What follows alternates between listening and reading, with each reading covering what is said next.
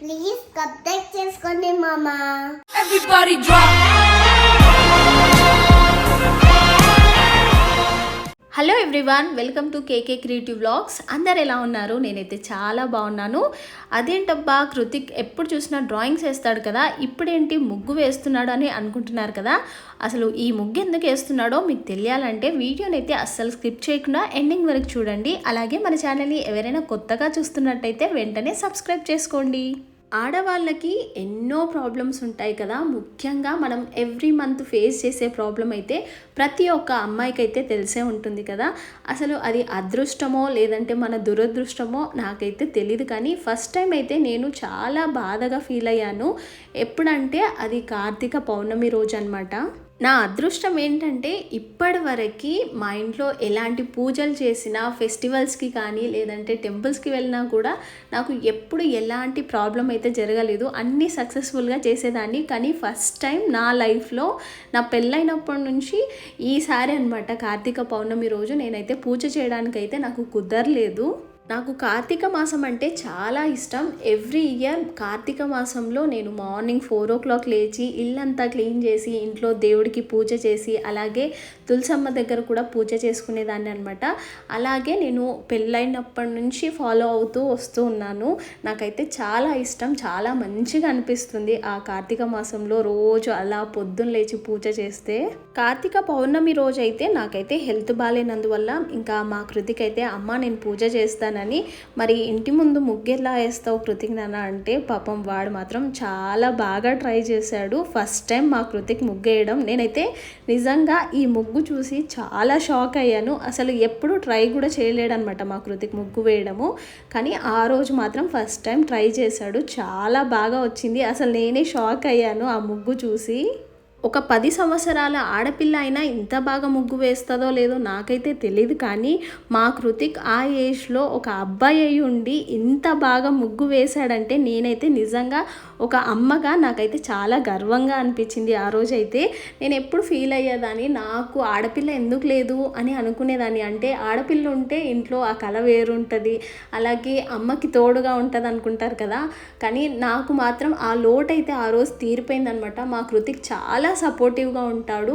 అంటే నార్మల్గా ఇలాంటి పూజలలో కాకుండా ఇంట్లో కూడా చాలా సపోర్టివ్గా ఉంటారు.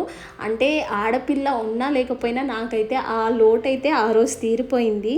కార్తీక పౌర్ణమి రోజైతే మామూలుగా మనం తులసమ్మ దగ్గర ఉసిరి చెట్టు పెట్టి పూజ చేస్తాం కదా. సో ఆ రోజైతే ఉసిరి చెట్టు తేవడం అయితే వాళ్ళు మర్చిపోయారనమాట. ఇంకా తులసమ్మ వారికి మాత్రమే పూజ అయితే చేస్తున్నారు. తులసమ్మ మీద కొంచెం పసుపు కుంకుమ పువ్వులు పెట్టేసి అలాగే ఉసిరి దీపాలు అయితే వెలిగించారు. మా చిన్నోడు కూడా వాళ్ళ అన్నకైతే బాగా సపోర్ట్ చేశాడు ఆ రోజు.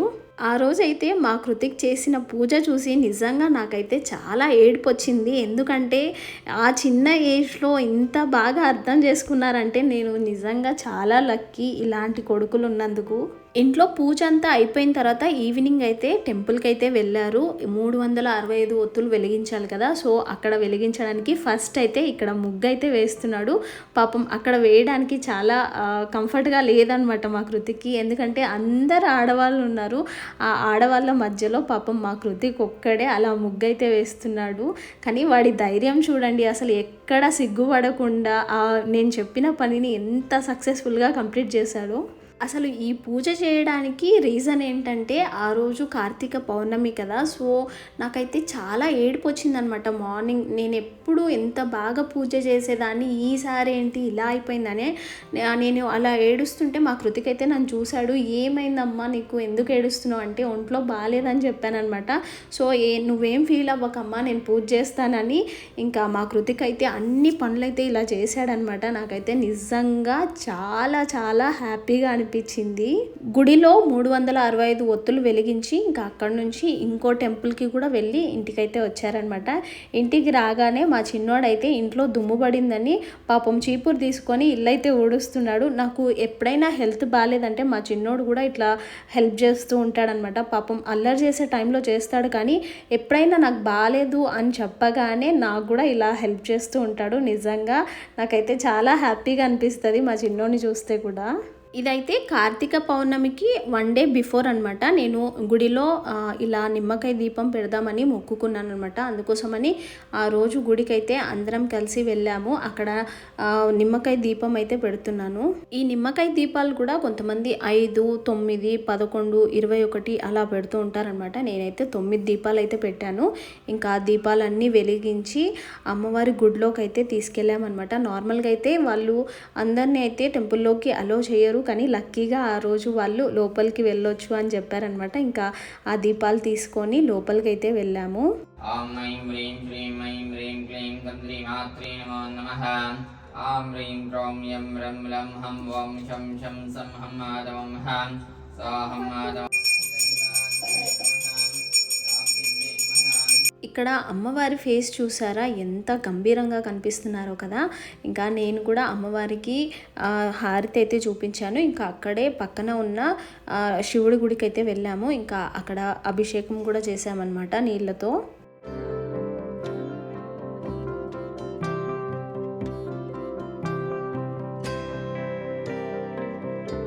శివుడికి కూడా హారతి ఇచ్చి ఇంకా మా పిల్లలతో కూడా దేవుడికైతే హారతి అయితే ఇప్పించాను. ఇక్కడ మా చిన్నోడిని చూసారా, ఎక్కడికి వెళ్ళినా తులవ పనులు చేస్తూ ఉంటాడు.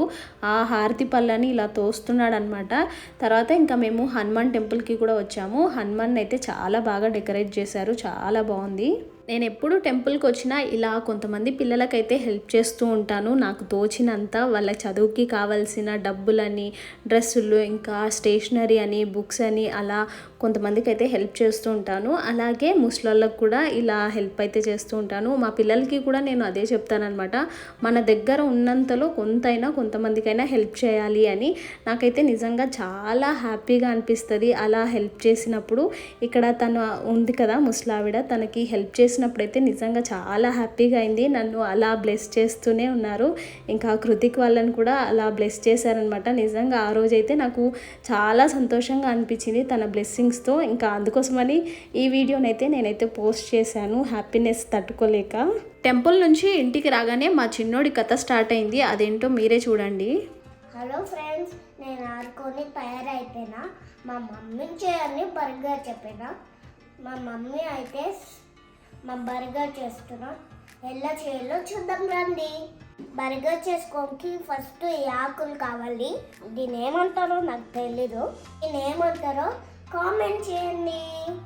చూడండి ఫ్రెండ్స్. హే, మా చిన్నగాడు తులో లెక్కలు మస్తు ఉంటాయి. ఫస్ట్ కట్ చేయండి. కచ్చి పట్టుకో.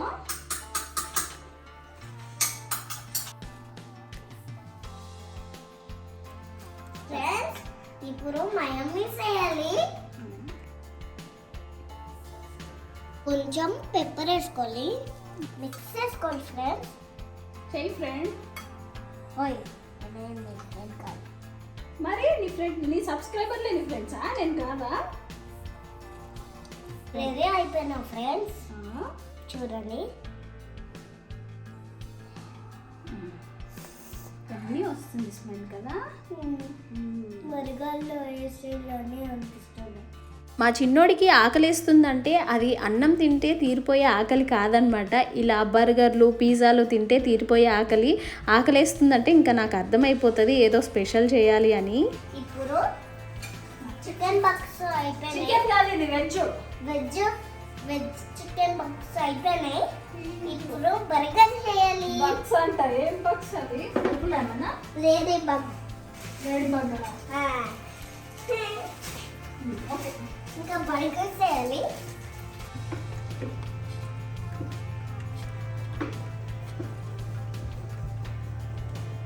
మొత్తం కట్ చేసేయి.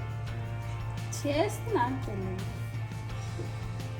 నేను ఒక మంచి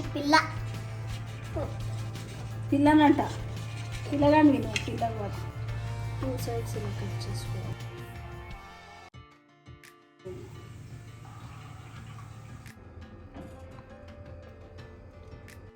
ఫస్ట్ చీజ్ పిక్.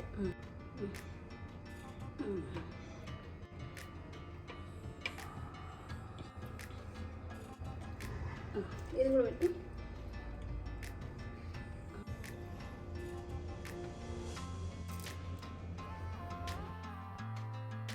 చిన్నమ్మ బర్గర్ రెడీ. వావ్ టేస్ట్ చూసి ఎలా ఉందో చెప్పు స్లోగా. సూపర్. లైక్ చేసుకోండి మామ, అర్థం కూడా చేసుకోండి.